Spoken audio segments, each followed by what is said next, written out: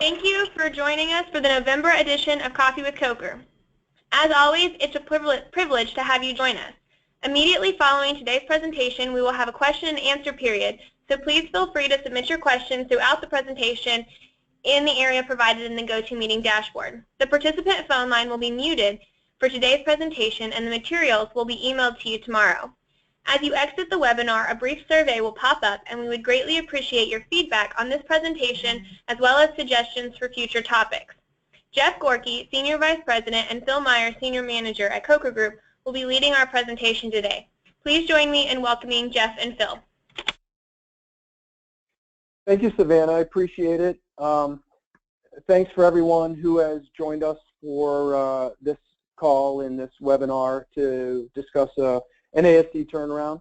I'm co-presenting today with Phil Meyer, who is our capable RN on hand to help with this project, and we'll get more into detail about that. Phil is going to dig into the nuts and bolts, and I'm going to discuss the broader picture of what we experienced. And the crux of the presentation will really be about ASC turnaround, but the focus will be on a case study. We use a case study specifically because it gives us real-world data and metrics and measures with which to build our case for the turnaround of an ambulatory surgery center.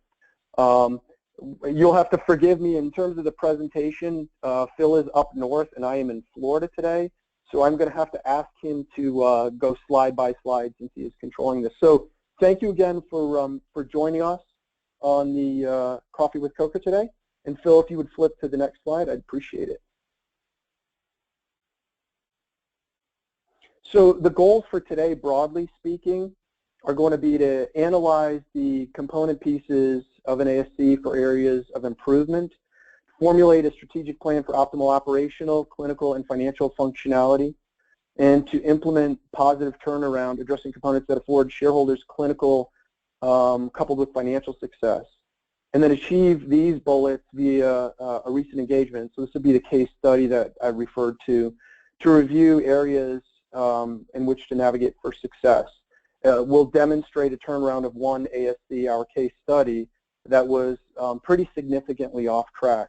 And so the way we'll move through this is basically to discuss what we saw when we hit the ground and were engaged, various nuances and things that go into the functionality of an ASC, and then what was implemented to achieve what I think, especially in the short term, is a fairly significant turnaround of the ASC. Keeping in mind, too, that this is not purely about financial well-being and financial success of a surgery center, but it's also about, and probably more importantly, about the clinical aspect and how to deliver high-quality, repeatable outcomes in a surgery center. And as we all know, with macro and MIPS, the next phase to all this will be high-quality, low-cost, repeatable outcomes. So again, we're going to look at start to finish on the ASC turnaround, and we're going to do so via some anecdotal evidence, but then also using the case study to deploy or to suggest to you what we've deployed to help remedy the situation we're in. And next slide, please. So the genesis for the project was that Coker performed an operational assessment of a surgery center. We were called in. This was a physician-owned shareholder. Shareholders were the physicians. They asked us to come and take a look at the surgery center. The surgery center was, broadly speaking, financially upside down. We went in and did a report. We analyzed start to finish in the surgery center, taking a look at every component of the center, from check-in to insurance verification to collection of copays and deductibles, et cetera, to scheduling, to patient flow, to check out. And we then developed a detailed report that we delivered to the shareholders and the CEO. And take a step back here. The CEO also ran a private practice. So he ran a large orthopedic practice.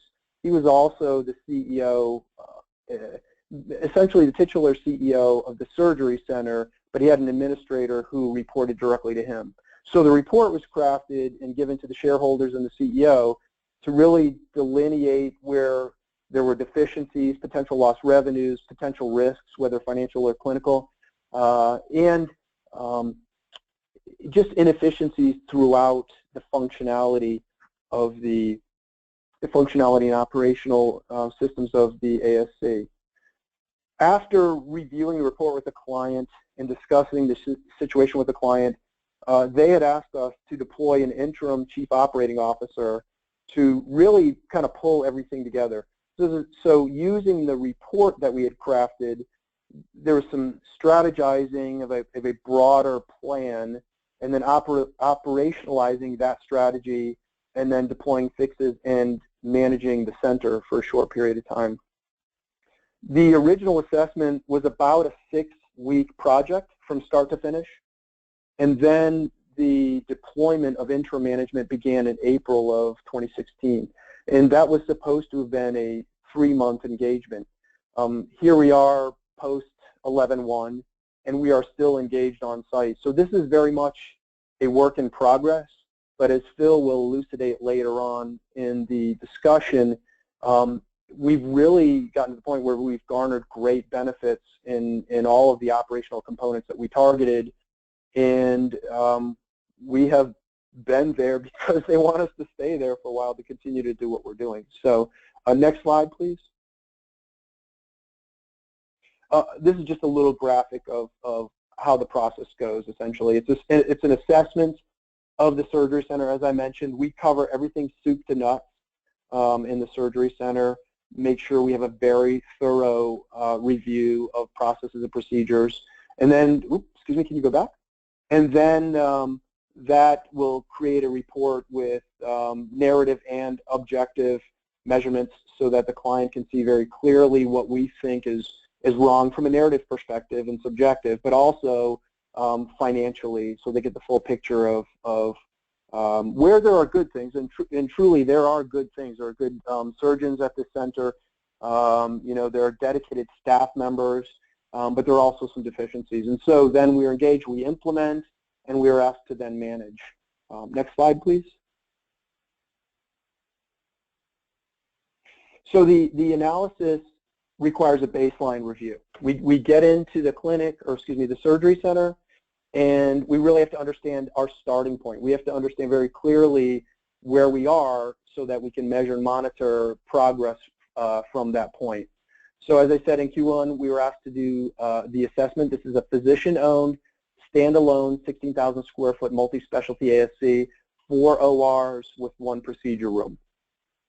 The ASC performed 4,500 outpatient surgical procedures. That was actually, I believe that number was to April in 2016, but they're already on track for 44.5% year-over-year increase. Their procedures at the time that we began the project included orthopedics, podiatry, ophthalmology, pain management, and gastro. And then, as I noted, we delivered the report, and we were asked to create a strategic plan and also operationalize the issues, remedies to the issues to help make the ASC improve on their strategic forward-thinking motion and include addition of potential service lines, how to grow the business and reduce the cost. Next, please. The baseline review, so the initial assessment included review of staffing, revenue cycle review, payer contract analysis, management team skill sets, management span of control. We also really got a feel for, during the interview process, what the culture looked like. We do one-on-one interviews with team members so that we really can understand what they think, what their perception is as to what might be broken. We do a lot of inventory review, room utilization, scheduling, and of course, case mix. Next, please. The resulting report from the original analysis delineated financial ramifications based on the ASC's current state. So their top-line revenues, their expenses, and their profitability. This helped us then to prioritize the issues that we thought management needed to address fairly rapidly. So If there were issues of safety or clinical issues that needed to be addressed really rapidly, those were brought to the fore. If there were financial issues that could be addressed rapidly for financial gain or cost savings, we put those out in front. So for lack of a better phrase, use a tired B school analogy, it was basically going for the low-hanging fruit. So we prioritized those issues based on the revenue or expense, the clinical value and possible risk there, and address those in the broader report. We then defined a course of action and suggested steps to remedy what we term as, and this may just be my term, but systemic dysfunction throughout the center. The report also contemplated the creation and deployment of a broader strategic plan to help the ASC expand its procedural breadth. And so I'm repeating that statement, but truly the way that the center had been run or was being run at the time we went in there was sort of myopic, very one-dimensional. It was blinders on, everyone head down, and let's push forward. And truly, if all we brought to the table was the suggestion of some efficiencies and additional service lines, that would have been a great thing for the surgery center. Just because sometimes I think it does take external eyes to look at what's going on to suggest some change, because as we all know, for those of us who are in the trenches or have been in the trenches, you tend to sometimes get head down and just start plowing through to get to the work that you need to do, and sometimes it's a little difficult to think more broadly and more strategically. Next slide, please. So the numbers, understand the starting point. As I said, we needed to get a feel for what the baseline looked at. These were just, and there are more metrics that are out there, but these are the sort of the baseline things that we contemplated when we looked at where the ASC was financially. So when you look at the P&L and the balance sheet and the staffing and all of those cost and revenue components, we boiled this down to our starting point of looking at their AP, their monthly revenue, and again, these are broad component pieces, or broad components, but the micro pieces obviously are smaller. AP, for instance, has a lot of moving parts. Monthly revenue has a lot of moving parts. And so the cases per month, for instance, again, a lot of moving parts, different case mix, different revenues for the cases, et cetera. So what we boil this down to is, look, these guys have $1.4 million in outstanding accounts payable, and I'll get into more of the detail as we go on this. The monthly revenue was only $500,000 of dollars in the door. So that's top line dollars in the door. So even right there, it doesn't take a CPA to look at your AP and understand broadly just that footprint of that center and what that would cost to run, to know that $500,000 a month was probably not going to make it work. Workers' comp and no fault gains, we looked at that, and there was nothing going on there, so that's why there's a dash there, so forgive me. Cases per month, 550 assorted cases, case growth year over year. They were doing about 3,115 cases. Salary savings, none at the time. EAPG capture, none at the time. And tech solutions, again, nothing deployed from a technological perspective that would help advance care quality, continuity, and management. And then distribution to shareholders, they had not had a distribution in several years. Next slide, please. So the concerns that we found that impact those numbers for the baseline, broadly speaking, and this is not an all-inclusive list, but poor case mix. So for instance, and I'll throw it out this way, if we're doing a bunch of minor excisions, and I know that's not an ASC procedure, but I'll just toss it out in that manner. If you're doing 100 of those at $5 a piece versus 3 or 4 major orthopedic surgeries at $700 a piece, that obviously is going to make a huge difference both in scheduling and availability of surgical lanes, but also revenue in the door. So real analysis of case mix needed to come into play here. Low utilization of the physical plant and poor utilization, so no economies and no efficiencies in how they utilized the OR rooms. The staffing span of control and inefficiencies, this sort of spoke to why we were brought in initially, where the CEO had a direct line to the administrator in terms of reporting, but the administrator was a little substandard relative to what needed to be delivered to manage optimally. Suboptimal physical plant. The building itself is fine. It's just the utilization and some aging of the facade and the structure, the infrastructure, some of those things that go into a perception, patient's perception with regard to the surgery center. And as we all know, perception is reality, and patients' perception of the quality of their care goes a long way to how they define how they were treated and the value in the care. A management disconnect from the mission of the center.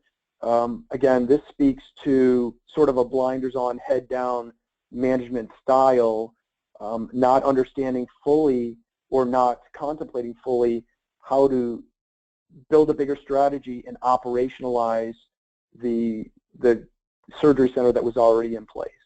So these issues we found to be the tip of the iceberg. Greater problems lay beneath the surface. And again, it's one of those instances where as outsiders coming in, you get a sense of things based on the numbers that are given to you, based on the interviews and the narrative, but you can't get a real full grasp until you're fully ensconced in the system and helping to implement and deploy solutions. Next slide, please.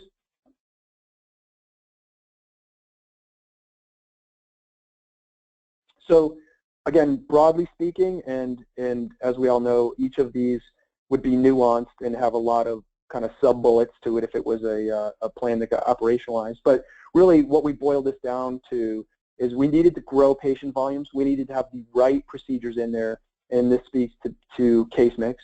Recalibrate staff. We had some of the wrong people doing the wrong things. Increase the footprint value. So optimize that physical plant and get it squared away so there are efficiencies and economies of both staff and the use of the structure itself. Adjust the IT structure, restructure the accounts payable administration, which of course is going to come about if we can increase revenues to make sure we get the AP in hand. Ensure clinical effectiveness and efficiency, and deploy standardization from check-in to surgery to check out. Next, please. So each strategic component piece has operational subtext, as I mentioned, and the goals on the strategy were increase revenue, reduce expenses, ensure clinical efficiency and quality, grow patient volumes, and optimize case mix and enhance shareholder value. Remember, these physician shareholders had not had a payout in, I believe it was 3 years. And so we really needed to get the financial piece turned around so that we could show them or offer to them a little bit of value, even if it was a small check, just to show them that we were moving in the right direction and that the ASC really did have a lot of value and we were going to move it forward. Next slide, please. So after review and discussion of the report, as I alluded to, we had an inventory of the current human capital bandwidth, a timeline for the turnaround. They had asked us to provide an interim executive leader to get the ASC on track structurally, which is definitionally operationally and financially. So the strategy, the operationalization and structure would lead to good financial results. We deployed a seasoned interim executive who was master prepared and an RN with a rich history in surgery center turnarounds. And that is my co-presenter, Phil, who's going to take over in the next slide. He is licensed in the client state, and he actually circulated and scrubbed in on some cases.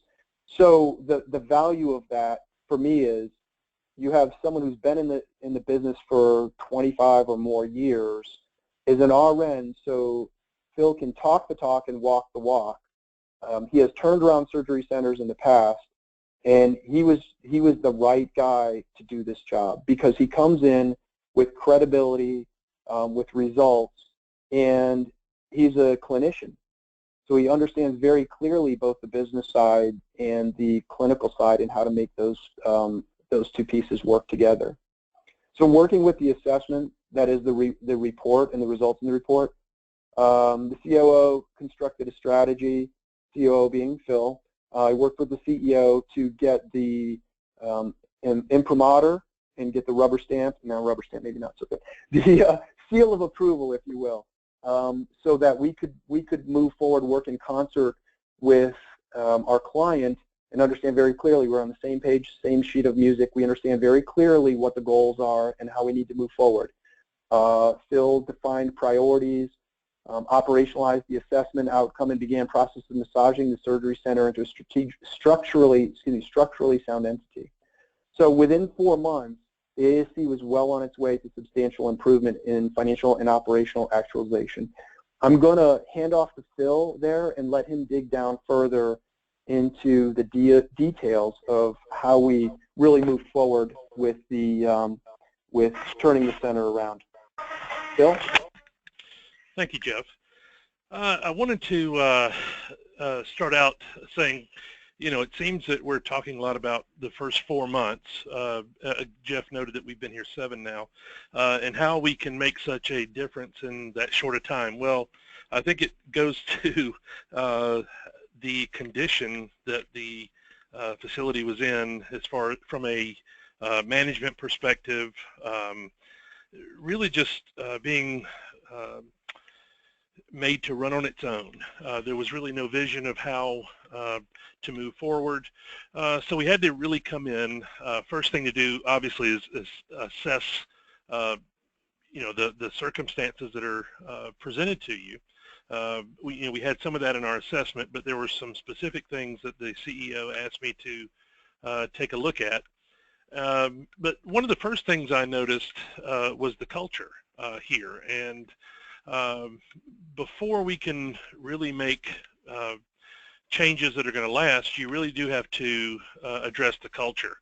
And that was one of the biggest things that we took a look at, was having meetings with the physicians, finding out where they wanted to go. Where did the staff see themselves? Where did they want to go? So that was one of the first areas of focus. We were able to put some processes in place pretty quickly. Just coming in, I would say the first week, you know, I hit the ground running, looking at processes. The first thing we saw was accounts payable. That was a huge nut to crack of 1.4 million. There were many credit holds. You know, it seemed every day that they were looking for another money wire or bank wire or check to be faxed or you know, overnighted to get product, and that really obviously hindered their operational ability. Also, they were past due. We say 270. It comes. I realize now it was even more than that. It was like 285 days past due, which explains the credit holds. And there was really no strategy to manage. I remember coming in and asking specific questions and really got a deer in the headlight look. I realized, again, as we went through the process, why I was getting those looks, because of who was put in positions. And Jeff spoke on it earlier about having people misplaced in key positions. But as we've gone on looking at the AP, we really took some aggressive steps excuse me, let me go back. Aggressive steps to reduce that AP and reduce the credit holds or eliminate the credit holds. I think we probably have these out of order, because how am I going to reduce the AP before I look at the AR? But we'll do it backwards here. So we reduced the AP. Today it's about $425,000, and we have accounts that are less than 30 days past due. We want to get to, by the end of the year, and we're on track to do it, to be within terms. Either 30, 45, or due on receipt, and be able to move forward there. That has been a huge burden off of the facility. We are now able to, you know, look forward with different service lines. We are adding service lines. We'll get to some of that in future slides. So let me go to the next slide. This is accounts receivable. So when we came in, I noticed some really glaring issues. Some things were they were not collecting copays appropriately. If the patient came in and didn't have their deductible or their copay, it was, well, okay, send us what you can send us. We all know that, you know, usually our a lot of times our profit comes from those copays because our margins are so slim. But anyway, when we got here, the collections were about 60% and totaled $550,000 to $600,000 a month. Our entire revenue cycle was in disarray, and our patient responsibilities were over 180 days, and that was it was much longer than that, to tell you the truth. So we implemented some real repeatable processes. We introduced some different ways that patients could pay their obligations with some you know, no interest 3-month payment plans. If they weren't able to get a credit with, say, care credit, we implemented that. We aggressively tried to recoup our patient responsibility collections, and we have significantly increased those. We also looked at what we were being reimbursed for. I'm not sure if that's on another slide, but it certainly has to do with our accounts receivable. But we were not being reimbursed appropriately, especially for our workers' comp and no-fault claims. We were using a third-party administrator. That wasn't working well. We were also not coding properly, so even the coding wasn't being looked at. Make a long story short, maybe too late for that, but to make a long story short, we were able to go back and reclaim some of the workers' comp and no fault. We were able to recoup another $600,000. This was from January to May, and then going forward, we are going to when we code properly, which we're doing now, we are going to realize another $800,000 this year just from proper coding. Let's see. I'll go to the next slide here. If you have any specific questions about this, please make sure you submit those. Okay, I just talked about the billing. This is where we took a real strong look if we were even coding appropriately, submitting these claims appropriately, and it tells again about the $600,000 that we were able to recoup, and then going forward 1.2 in unanticipated revenue for the year. So now you can see, well, how are you paying down the debt? How are you able to give distributions? Well, when you have numbers like this, it makes it a little easier to do. Okay, our caseload. We're averaging about 550 cases a month before we got here, and we took a look at that, and one of the things was, what are the cases that are going to other hospitals performed by our physicians that frequent the surgery center that we could bring here? So we identified several areas that we could glean those cases, talk to the physicians, had buy-in from the CEO of their physician group, and was able to really increase that case volume.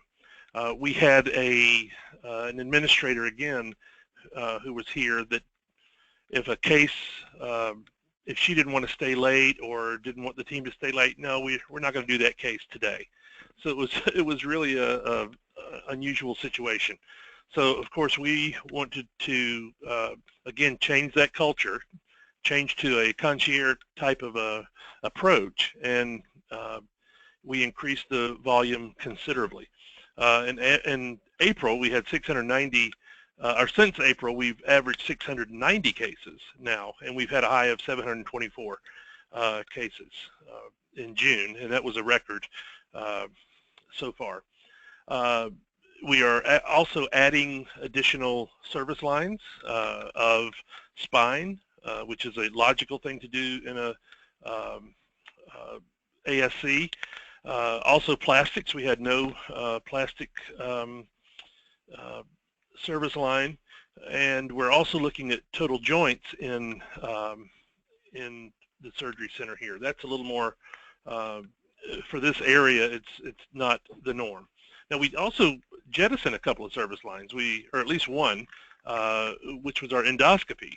You know, generally 600 to 800 a year cases to have a viable service. In endoscopy, we were doing 40 cases a year.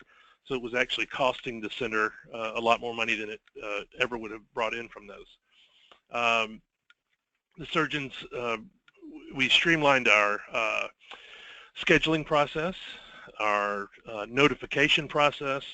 The surgeons are very happy and have been very encouraged by the positive changes that have taken place. HR was, as with most of the other areas, was just in shambles. We had a lot of people floating around that we didn't know really if they had a job that was necessary, was even full-time, was something that we needed.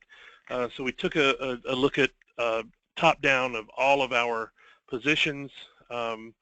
We're in the process now of finalizing the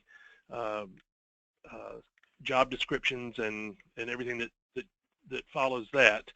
But we really looked and said the management is really the issue here. Again, there was no vision for where the center was going, no mission, no value statement, no, you know, it was just a let it run itself and we'll be fine. The morale was extremely low. It was the physicians' morale was low. We had some physicians who decided to take their cases other places because they felt that even the sterility issues were suffering because there was little attention paid to the overall center by the administrator. So we came in, I interviewed some candidates. We put a strong administrator in position. Again, really worked hard to change this culture. This, I think, more than any other place that I've been, the culture here had to be overhauled before we could really move forward. They had to trust what we were doing. We had to overly explain, I believe, and garner buy-in from the teams in order to make this work. And I'm just thrilled with the way that that it's been working here. We're getting very good feedback from the staff. When I came in, they had not had a raise for 3 years. It seems to be they were part of another managing group and went on their own and didn't have a management group. And this administrator was not capable of managing the facility. So things sort of really fell by the wayside. I know Jeff mentioned earlier about the physicians not having a distribution in 3 years. Well, the staff hadn't had a raise in 3 years. So immediately came in and evaluated that and made the increases that were necessary. I have to say, though, you know, none of this would have been possible without having a CEO who brought us in to have the foresight to say, first of all, we know that something's wrong. We need to fix it, and we're going to make the commitment to provide the resources that are needed to make these changes. So it was definitely a team effort when we went about this. Let's see, we certainly added new additional staff. We reduced staff in some areas, added new staff. We were working on agency, which, as everyone knows, that's a costly proposition.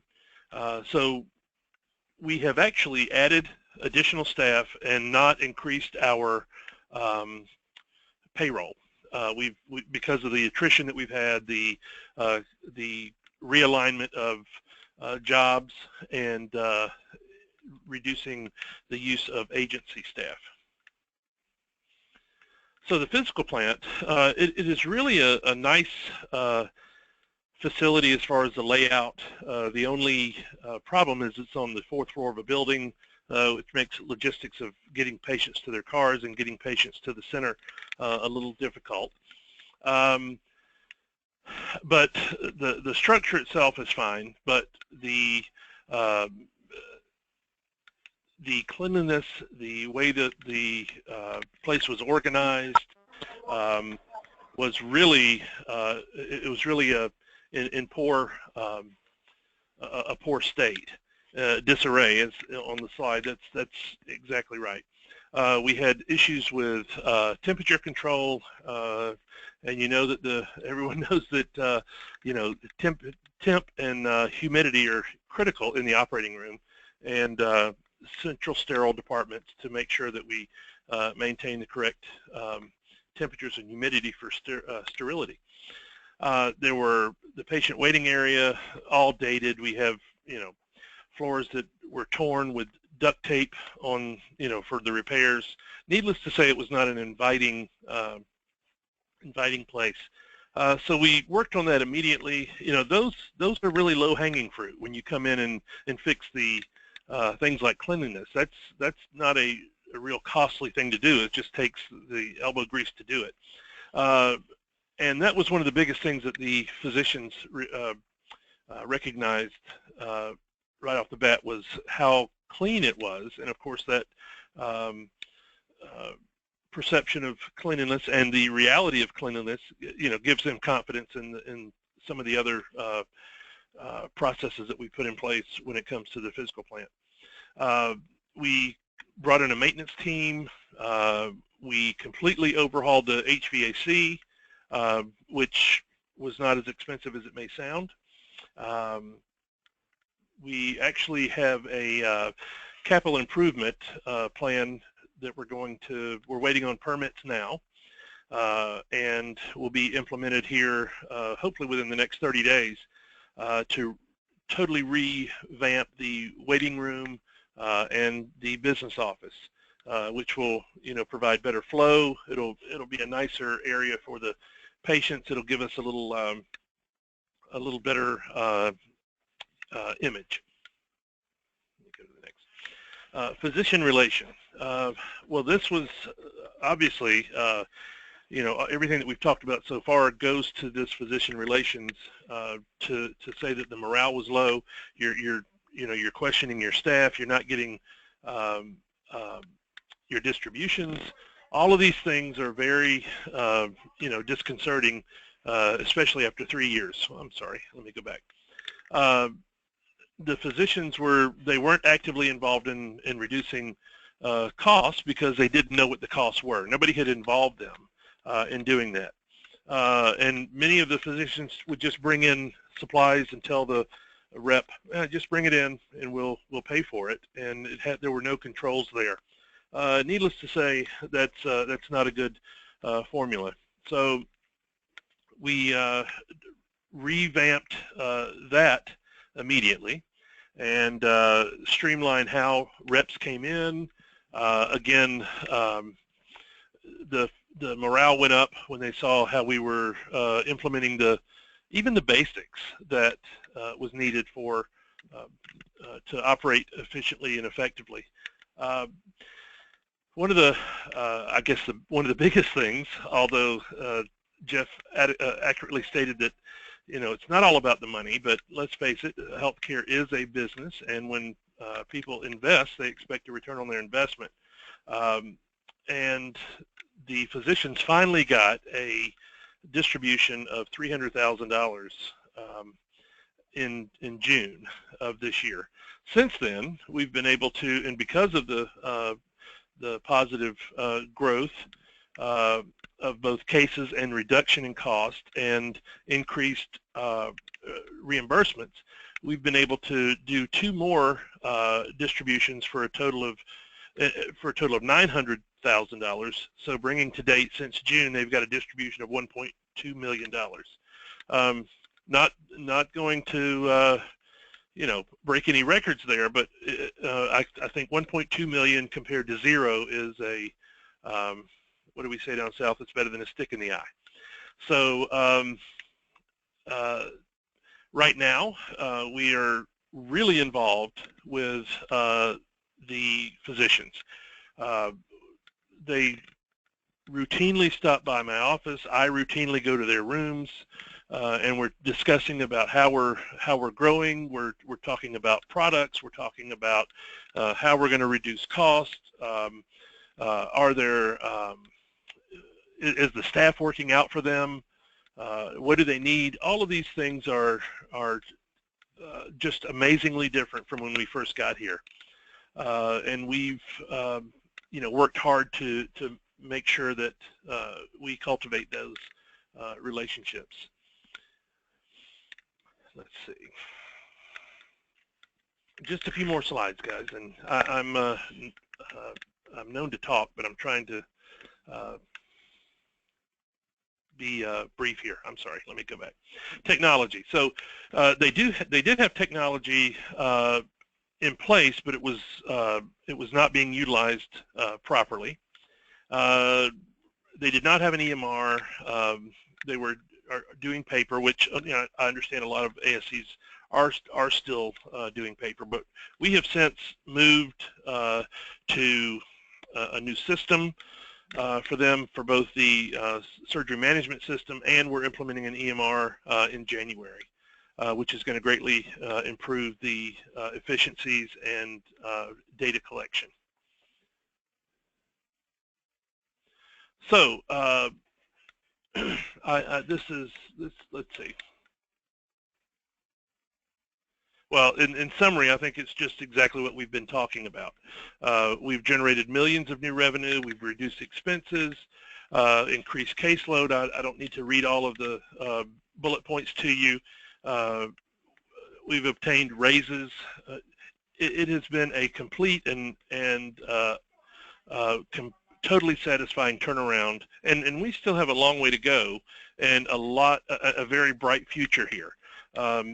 It's so funny because when I came in, I said this is a tale of 2 ASCs. It's one of the most promising ASCs I have ever seen because of the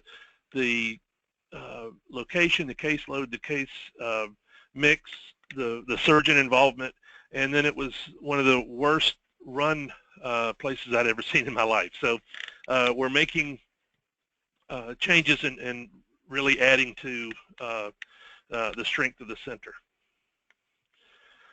Just another financial summary. These will, again, you'll get these slides, but considerably different than when we got here. Monthly revenue, this was after 4 months. Monthly revenue went from 500, 550 to $1 million, and now we are at 7 months. We're at $1.15 million a month, and that is going to increase because of how we've restructured some of our contracts. We didn't even discuss contracts; those were really needing to be reevaluated, revisited, and we're in the process of doing that. So I think the reimbursement there is just going to, and the bottom line is just going to increase, both top and bottom line. And that's all of the slides. Savannah?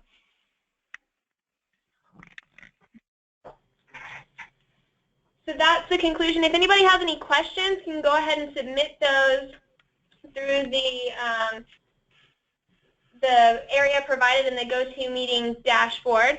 I think we've got, and then we'll get those over so we can get answers to those. Savannah, I did get a question from somebody, and Okay. the question was fairly general. What was the toughest aspect of the surgery center turnaround? And truly, it's interesting because I think, you know, as someone who's been in the trenches, like many of y'all, that this is things are sort of on a continuum of 0 to 100, where 0 is nothing broken at all, and 100 is everything is totally augured in and on fire. And so every place you go, there is an aspect that needs to be fixed. And if you're on this call and you're in a surgery center, your center may not have all of these broken component pieces, but there may be something wrong with it. And so the hardest part, I think, in this place, and Phil alluded to it earlier, is really the culture. Because a lot of times when people like us, if you will, even though we've been in the trenches, but still we're sort of outsiders, that scares people. And when you get into a culture that's fragile, that makes the job that much harder. And so really winning people over, showing them that you're there to help out, you're there to make a difference, and you're there, quite honestly, to make their jobs easier and better. Once you can prove that, and not just give it lip service, not just talk to them about it, but once you can really prove that out through your actions and deeds, then people really buy into the process. And I think that's one of the great things that's going on at the center is, you know, folks have gotten raises, folks feel valued, they feel like their input matters, and you know, we all have to work for a living, so I'm not going to say they're delighted to be at work every day, but they are in a better place in their environment because they feel like they're impacting the delivery of care and the operation of the center, and they are, because we had to win them over and work with them as a team to help grow, you know, remedy what was broken and move forward. Well, Jeff, if I can add to that, you know, one of the things that I've heard here, well, first of all, the culture is absolutely right. I said earlier, you've said it, if you don't have buy-in, if you're not engaged in what's happening, you know, if you consider this just a job that you have to come to, then there's, you know, you're going to have a much tougher time. Someone said to me the other day, Phil, this is a job I get to come to now instead of one that I have to come to.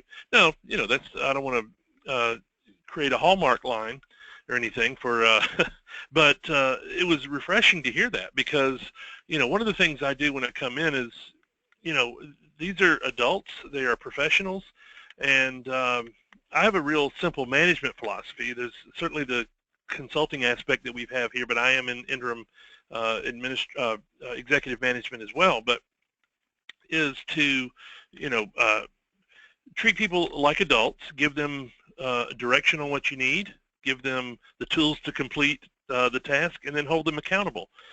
They were being held accountable for things that they had no control over. They were being made to do things that they had no input on. And, you know, it's just been a complete culture change here when, you know, I still get sometimes people are taken aback when I say, what's your opinion on this? What would you do? What do you think we should do? You know, this is your home. You know this better than, you know your situation better than I do.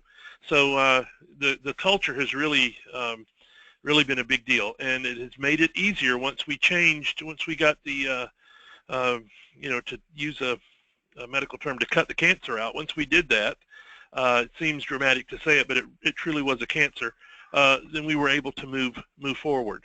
I was encouraged by the way that people want to see it change from the housekeeper to our most skilled physician. All are engaged. You know, it's not Pollyanna here, but we do have our issues, but it's certainly headed in the right direction. Our trajectory is in the right direction, and we're excited about that.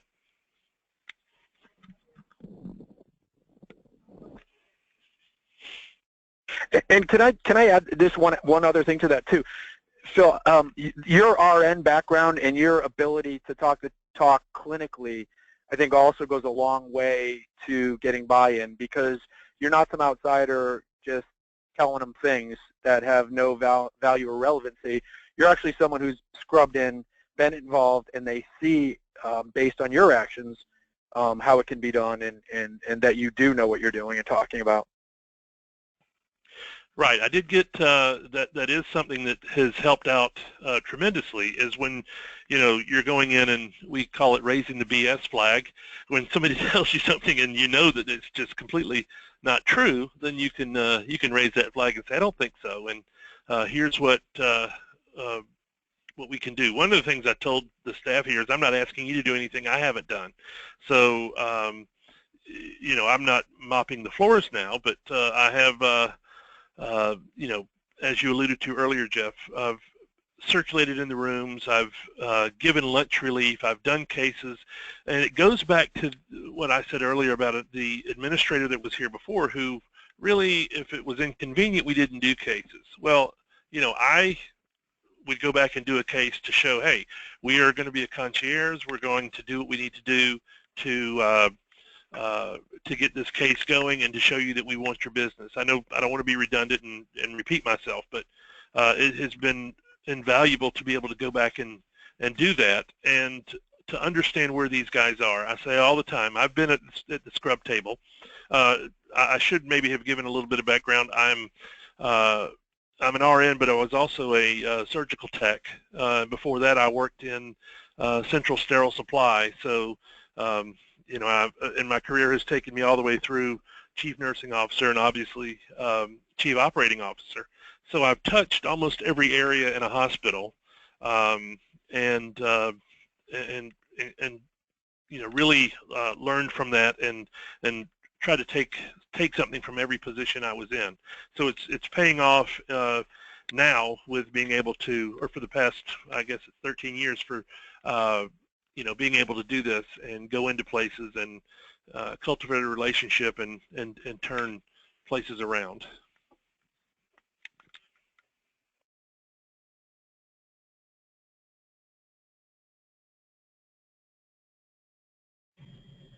All right, thank you for that presentation. It looks like that's all the questions we have today. If you have additional questions, you can reach out to Jeff or Phil directly. You can call the number that's on the screen. We would greatly appreciate your feedback on this presentation through the survey as you exit the webinar, and the slides to this presentation will be emailed to you tomorrow. Thank you again for joining us. Have a good day. Thank you.